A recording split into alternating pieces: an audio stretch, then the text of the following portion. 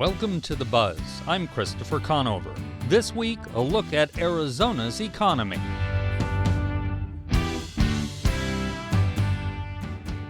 Every December, a crowd gathers at the Westin La Paloma to eat lunch and hear about the economy of Arizona from leading experts. We're at that Economic Outlook luncheon hosted by the University of Arizona's Eller College of Management for this show. It gives a look back at the year and a prediction of what will come in the year ahead, with analysis of the state and the region from Dr. George Hammond, the director of the Economic and Business Research Center, and a broader look at the economy from a guest economist. Dr. Hammond leads off our show. Welcome. Hi, Chris. Good to see you. So one of the first terms you really dove into was unemployment. Arizona saw record low unemployment for a good chunk of the year. How's that affecting the economy, both in a good and bad way?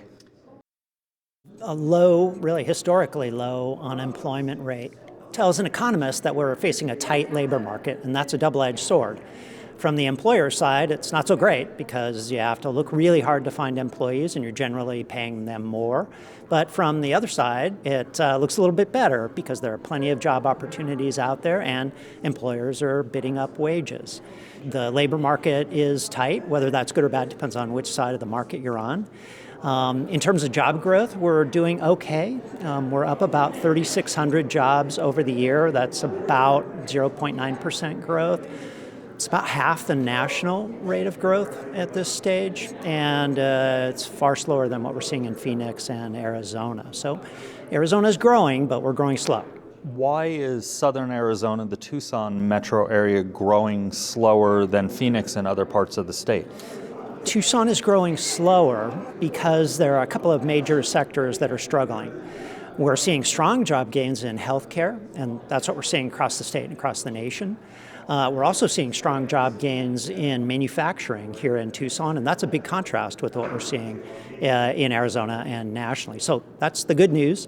The not so good news is that we're struggling to generate jobs in leisure and hospitality, as are the state and the nation. You know, that's been slow to come back from the pandemic. But professional and business services, especially call centers, has struggled to add jobs in Tucson, and that's a sector that's really been growing in Phoenix and nationally. And it was a big sector here in southern Arizona for a long time. Absolutely. And we're not entirely sure that the people doing those jobs are no longer here. It's possible that they are just working for firms out of state. So call center, you can do that job from anywhere. And it may well be, in fact, I think it's likely that those people are actually here in Tucson working for call centers that are located out of the state. So Tucson's doing okay. So housing was another big topic in your speech.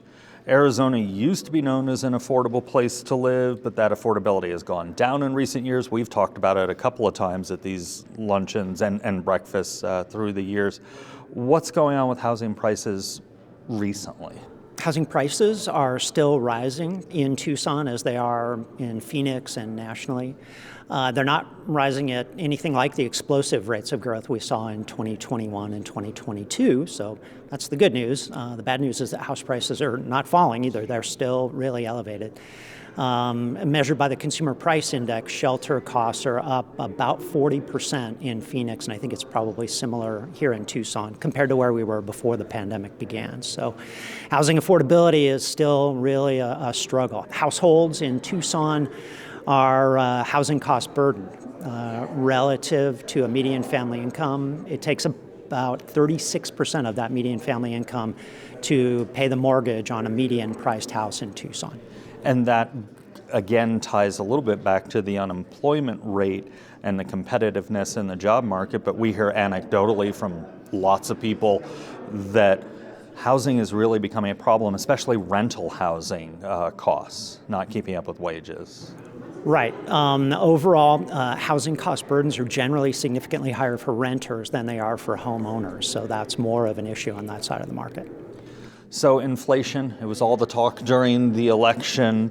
It continues to slow in Arizona. The Consumer Price Index shows annual inflation for our area is below 2%. That's the number that the Federal Reserve always cites as its target. How's that affecting our economy after we heard so much about it in November in the election? Inflation in Phoenix, and I think we're seeing the same thing here in Tucson, has been below the national average in terms of that headline number for the past year. So that's the good news. Prices are not rising at anywhere near the rates they were in the summer of 2022, either nationally or in Phoenix, and that's good news. The bad news is that prices are way above where they were before the pandemic began. They're just rising at a much slower pace. So there's good news and there's bad news, and that's where we're at. It will take time for incomes to gradually catch up to what happened to prices during the past couple of years. And tying in housing and inflation back together, since we've been talking about both of those, it's gotten a lot of discussion, housing has, in terms of inflation in Arizona. How much of our inflation issue comes from a shortage of affordable housing? It was a huge contributor. Shelter, both rental units and the owner-occupied housing, was a huge factor in the acceleration of inflation in Phoenix, particularly relative to the national average. Now, the Phoenix inflation peaked at just over 13% compared to 9% for the U.S. in that summer of 2022, and that was mostly driven by what happened in the housing market. The good news is that shelter inflation in Phoenix is now below the national average. So some hope on the horizon there, maybe. Yes, it's rising at a much slower pace, and that's good for overall inflation, and that helps with housing affordability because personal income rose by 7% last year in the Tucson metro area. So taxable retail sales and restaurant sales are slowing. Is that a sign of belt tightening on the part of the consumer, or are we just coming down from a big peak and no worry? I think there are elements of both there. The taxable sales data that we deal with, a big chunk of that is really goods. During the pandemic, we were all buying all kinds of goods because we couldn't spend money on travel and tourism, and that's since reversed. So we all expected that goods taxable sales would really decelerate or even fall a little bit as things got back to normal. But I think we are seeing the impact of higher prices, including housing affordability. So if you're buying a house now, mortgage rates are a lot more, and you're buying a much more expensive house, and that's impacting household budgets. And there's just not as much money left over for goods like automobiles, apparel, furniture, that kind of stuff, as well as eating out in restaurants. So let's look forward to 2025. It is right around the corner. We're coming into the holidays here. You said Arizona should expect its job growth to slow in the next 2 years. What's the likely cause of that if it happens? I think it's the national economy gradually continuing its slowdown to trend growth from significantly above trend growth coming out of the pandemic. So everything is just settling down to more normal growth rates. And I think that's a big factor. We're still dealing with the hangover of the increase in interest rates, so that's still filtering through the economy. Even though interest rates have come down a little bit, they're still way above where they were before the pandemic began. So there's still that drag on the economy. And as we look past the next couple of years, it's really demographics that are going to generate slower growth nationally in Arizona and in Tucson as well. You mentioned in your talk that wage growth is expected to also slow. What's behind that? If the job market is strong, at least on the employee side, why is wage growth slowing down?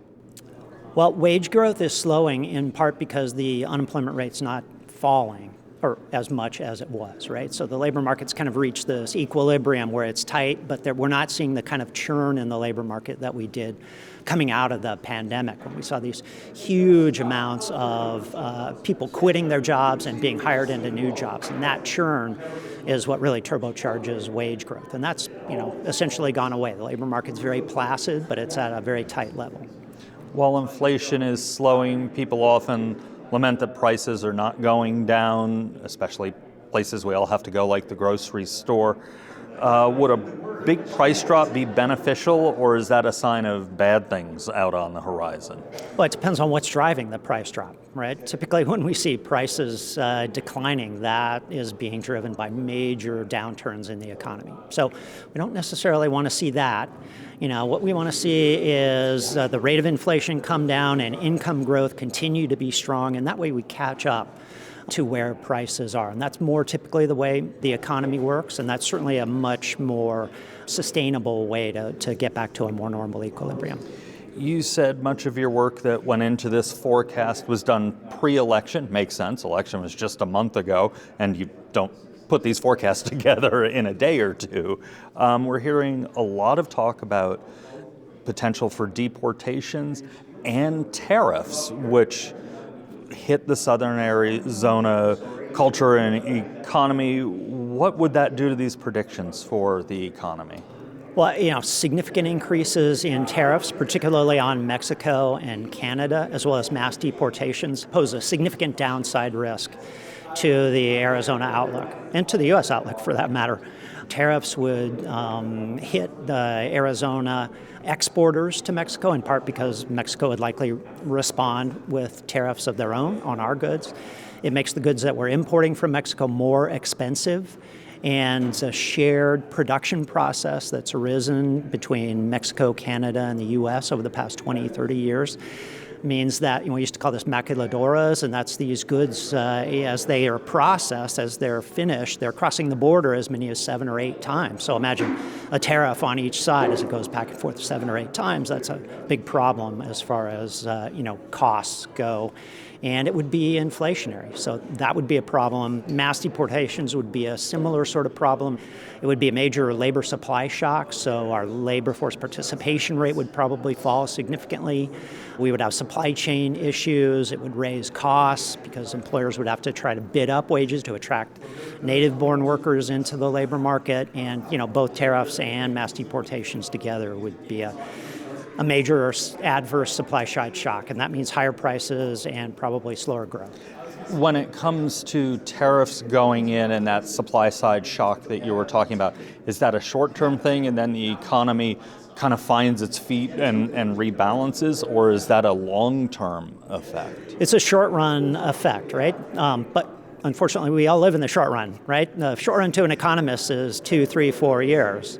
Right, but that's a long time to face higher prices and diminished labor supply. But it's a good point. In the longer run, tariffs might encourage more capital investment in the U.S. That would help to stabilize manufacturing jobs, maybe even increase them a little. But it would be doing it at a higher price level.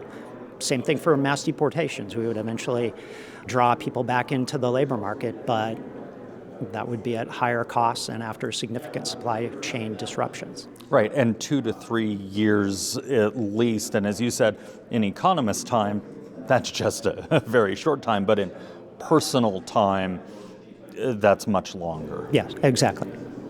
All right. George Hammond is the director of the Economic and Business Research Center at the Eller College of Management at the University of Arizona. Dr. Hammond, thanks for speaking with us today. Thank you. It's a pleasure. You're listening to The Buzz. After the break, we broaden out our look at the economy with the luncheon's other speaker. Stay with us. We could all use a little help navigating the news these days. The Consider This podcast wants to give you a hand. 6 days a week, we'll help you make sense of the day's biggest news story and what it means for you in less than 15 minutes. Listen now to the Consider This podcast from NPR. Welcome back to The Buzz. I'm Christopher Conover. This week we're at the Westin La Paloma in Tucson for the Economic Outlook Luncheon put on by the Eller College of Management at the University of Arizona.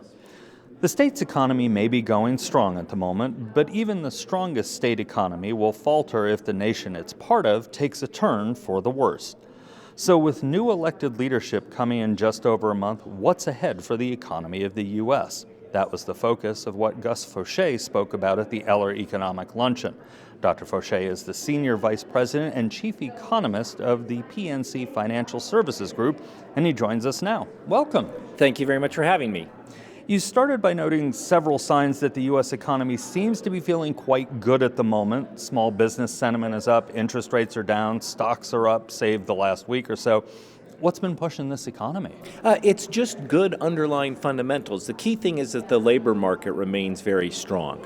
The unemployment rate's about 4.2%. That's historically low. We continue to add jobs at a solid pace. We're seeing wages go up, and in fact, for the past couple of years, average wages have been growing more quickly than inflation. So generally, households are doing well. They're increasing their spending in response, and since consumer spending makes up about 2/3 of the economy, that means the overall economy continues to do well. Wage growth and many inflation measures are slowing to more manageable numbers. Are those two as linked as we think they are? Yeah, so what we have seen back in 2021, 2022, we had inflation that was higher than wage growth. So prices were going up more than wages. That caused some angst for consumers. What we've seen more recently is that inflation is slowing. Prices are going up, but not by as much as they were a couple of years ago. But the labor market remains good, particularly here in Arizona, and so we're seeing wages grow more quickly than inflation, but we are seeing wage growth also slow to a pace that's consistent with low inflation but continued economic expansion over the longer term. So in this case, which is the cart and which is the horse? I think it's not that one is the cart and one is the horse, it's that they both work in tandem. Typically when we see strong wage growth, we also have high inflation. What we've seen is that inflation is coming down. That means that workers are maybe perhaps a bit less likely to push for pay increases. At the same time, that slower pay growth means that inflation is lower, and so they kind of feed upon one another. Is a slowing of job movement a reason why wage growth is down? Are people just not moving into new jobs or getting those I got another job offer raises at their current job? There is a lot of that. A lot of the wage growth that we typically see comes from people who switch jobs, and one of the big reasons why you switch jobs is because you can get more pay somewhere else. What we've seen is that businesses have pulled back on their hiring somewhat. Layoffs are still low, so we don't see businesses dropping workers, but they're not hiring as much, and that's contributed to the slowing in wage growth to a pace that's more consistent with 2% inflation, the Federal Reserve's objective over the longer run. One of the things that plays into job openings is retirements. We seem to be at one of those points where one generation's retiring, but is the other generation coming up to fill those spots, or is there something a little different going on now? No, we continue to see that. One of the big factors that supported job growth over the past few years has been strong immigration. And that's been a particular issue here in Arizona. But, we've had a lot of job openings. Demand has been strong for businesses in all types of industries, and they've been able to fill that demand by hiring new workers, including people who are coming into the labor force because they're graduating from the University of Arizona or something, but also people who are coming into the labor force because they've come to the United States. So immigration has helped fill that gap. I am concerned that if we see significant restrictions on immigration, that could weigh on long-run job growth in the United States, and in particular in Arizona, where immigration has been a key source of labor force growth. Right, where we stand, we're 50, 60 miles from the border and all kinds of things that go with that. So you showed a map during your talk that states much of the global economy is at risk. The U.S. is a standout in that as it's growing. What is putting most of the world's developing economies at risk, and why did we get so lucky to be bucking that trend? Okay, so just as in the United States we saw high inflation a couple of years ago and we saw the Federal Reserve raising interest rates in an effort to slow inflation, that's been the case globally. So if we look at the Eurozone, if we look at the UK, if we look at Canada, they also had high inflation in 2021, 2022, 2023. Their central banks, the Bank of Canada, Bank of England, European Central Bank, raised interest rates there to cool off growth, and that is contractionary. It weighs on economic activity. Now, they're starting to cut rates overseas, like we see the Fed cutting rates here, but they have less momentum. They've had much weaker recoveries in other developed economies compared to what we've seen in the United States. It isn't just luck that the U.S. economy has done so well compared to other economies since the pandemic. We had the Fed respond aggressively by cutting interest rates, and then we also had a lot of stimulus. We had the Paycheck Protection Program. We had extra unemployment insurance benefits. benefits. We had the PPP loans, and then more recently we've had the Inflation Reduction Act, the CHIPS and Science Act, which has been important for Arizona, and the semiconductor plants that are going up. So the U.S. economy just has a lot more momentum because we've been providing more support to the economy since the pandemic compared to those other countries, and so that puts them at a greater risk of recession over the next year or so. So a lot of the support you mentioned obviously was government support. With a change in administration and talks of reducing the size of government, does that put our economy at risk potentially, or were those supports put in long enough term that one administration can't fix it or unfix it that fast? Yeah, I mean, it's going to take a couple of years. Even if we do see those things kind of unwind, it's going to take a couple of years for that process to take effect. And then the other thing is, we can't continue this process indefinitely where it's the government providing all the support. The good news is that the private sector remains good. Consumers are in good shape. The labor market is in good shape. So even if we do see less support to the economy from the government, we should continue to see the U.S. economy, should continue to see the Arizona economy expand. You had two slides in your presentation today that said a lot when compared to each other. One was titled What I'm Pretty Sure About, mentioning 4 things. The next was titled Open Questions, which had 11. Are we in a big state of flux right now? Absolutely, and I think it's increased since the election. I mean, we have lots of questions. What's going to happen to tax rates? We have a corporate income tax cut that's set to expire in a year or so. And so what happens with that? What happens with immigration? That's going to be key to long-run economic growth. What happens with this, the government programs that we've seen, like the CHIPS and Science Act, the Inflation Reduction Act, that have been supporting growth there. So lots of open questions about that. One of the big questions is what happens with tariffs. The President-elect Trump has talked about increasing tariffs on imported goods. That would raise prices for consumers. That would raise prices for businesses. That means they're probably likely to buy less. And also the question is, what does it mean for inflation? Tariffs will raise those prices. We would see inflation pick back up again if we see substantial tariffs. Does that mean the Federal Reserve can't cut interest rates aggressively or even has to raise interest rates? So, lots of there are risks to the upside, there are risks to the downside with President-elect Trump. But I think it's fair to say that those risks to both sides are much larger now than they would be if we had had a Harris administration. Mentioning tariffs, last week we talked to some folks here in southern Arizona about it, specifically in the agriculture import industry. They said tariffs go in, it hits them day one.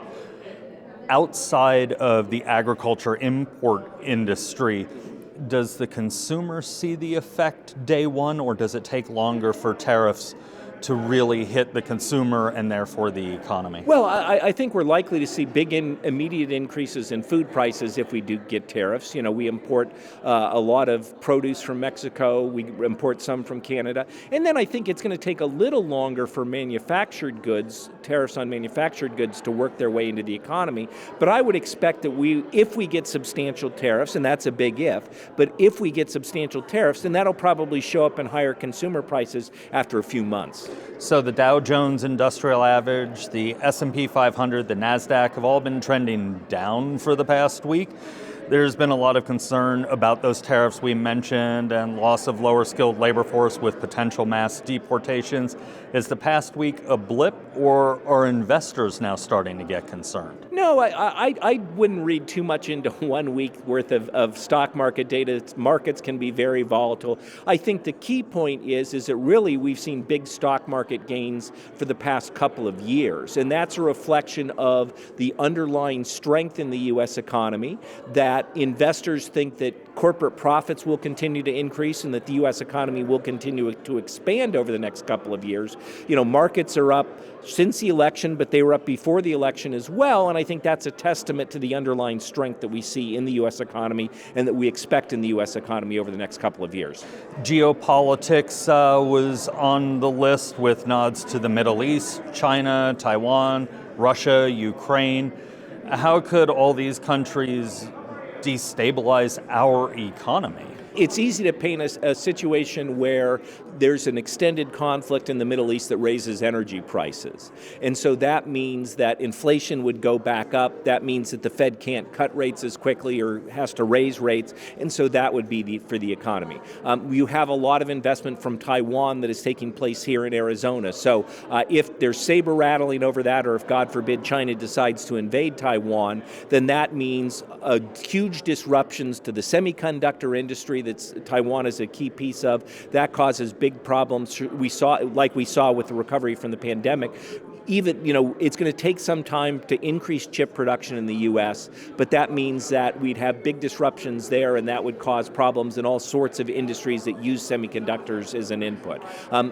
We've seen one of the reasons European growth has been weak because they've had high energy prices. They got a lot of their energy from Russia. We put sanctions on Russian energy. So if the conflict there widens, then that could cause big problems in Europe, and that could have an effect on the U.S. economic growth. So lots of geopolitical risks there, I think. Fortunately, we've seen a little bit better news coming out of the Middle East recently, but still I think there's a lot of risk out there that could cause problems for the U.S. economy over the next couple of years. When we spoke with Dr. Hammond a few minutes ago, he said short term even, the economy is in good shape. He said, however, for economists, short term, 2, 3, 4 years, that's just a second in time.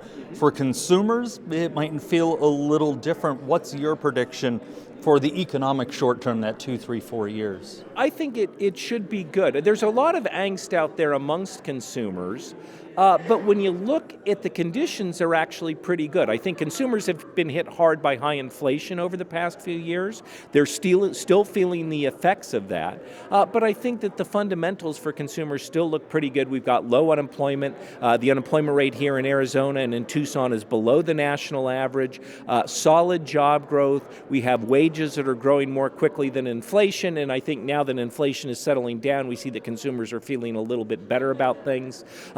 For higher income households, they're benefiting from rising home values, from higher stock prices. So I think in aggregate, although there are some lower middle income consumers who have been hit hard by high inflation, I think when we look at the picture in aggregate, consumers are holding up pretty well. All right, well, thanks for taking a few minutes to chat with us today. Thank you very much for having me. I appreciate it.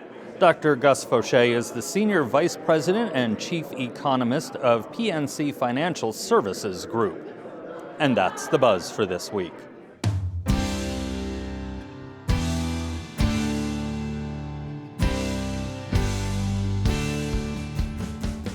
You can find all our episodes online at azpm.org and subscribe to our show wherever you get your podcasts. Just search for The Buzz Arizona. We're also on the NPR app. Zach Ziegler is our producer with production help from Maggie Farmer. Our music is by Enter the Haggis. I'm Christopher Conover. Thanks for listening.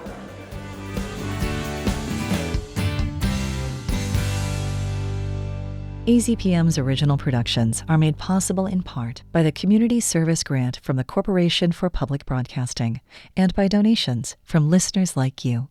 Learn more at support.azpm.org.